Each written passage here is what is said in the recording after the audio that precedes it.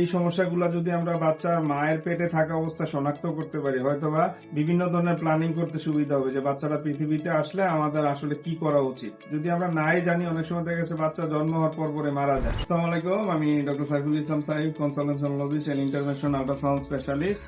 আমি আমার 99তম ফিটালিকু করতেছি। ফিটালিকুটা কি, এটা আমাদের আগে বুঝতে হবে। মূলত মায়ের গর্ভে যে বাবু থাকে তাদের বয়স যদি 20 সপ্তাহ ক্রস করে, তখন আমরা বাচ্চার হার্টের জন্মগত কোনো প্যাথোলজি আছে কিনা, সাপোজ জন্মে হার্টের অ্যাবনর্মাল ছিদ্র থাকতে পারে, তারপরে বিভিন্ন ধরনের প্যাথোলজি তৈরি হয়। দেখা গেছে 4টা ক্যাভিটি, কোনোটা ছোট বড় হতে পারে, অনেক ধরনের প্যাথোলজি থাকে।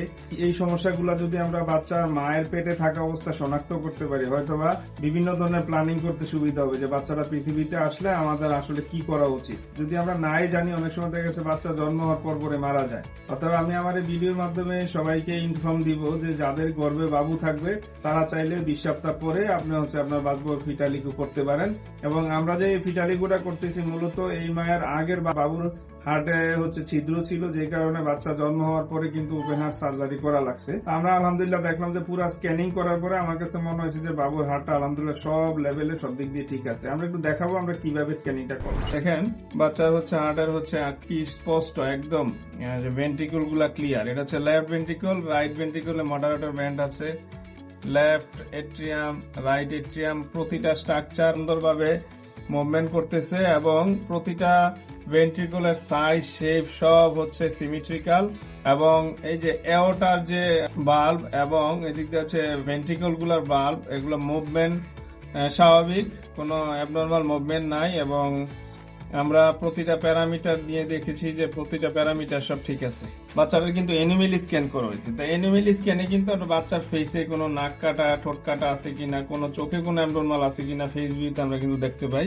তো আমরা এনিমেলির অনেকগুলা ফিচার্স নিয়েছি, আলহামদুলিল্লাহ এনিমেলি স্ক্যানেও ভালো আছে। আমরা চলে যাই যেমন আমরা শুরু করেছি প্রথমে মাইট্রাল বাল্ব দিয়ে। মাইট্রাল বাল্ব আলহামদুলিল্লাহ যে প্যারামিটার আছে সব ঠিক আছে। অ্যাওর্টিক বাল্বও সেম, কোনো সমস্যা নেই। তারপরে আমরা হার্টের অনেকগুলা স্ক্যান করেছি। আমরা যদি একটু দেখাই যে অ্যালভিওটি নেওয়া হয়েছে, তারপরে ইন্ট্রাভেন্ট্রিকুলার সেপ্টামটা গুরুত্বপূর্ণ, কারণ এখানে সেপ্টাল বিএসডি এবং মাসকুলার বিএসডি দুইটা জিনিস দেখতে হয়। যেমন দেখেন ভেন্ট্রিকলটা কোনো কালার পাস করে নাই, তার মানে কোনো বিএসডি নাই। তারপরে আমরা চলে যাই যে ফোরামেন ওভালিটা পেটের ভিতরে পারসিস্ট করে, কিন্তু বাচ্চা হওয়ার পরে কিন্তু এটা নরমাল থাকে, ঠিক হয়ে যায়। যেমন এটা কোনো এএসডি নাই, inter atrial সেপ্টামও clear.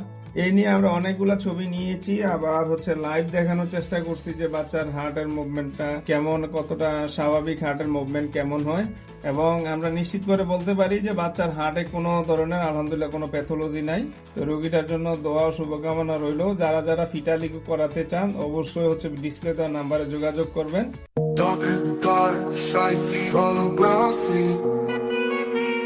Thank you.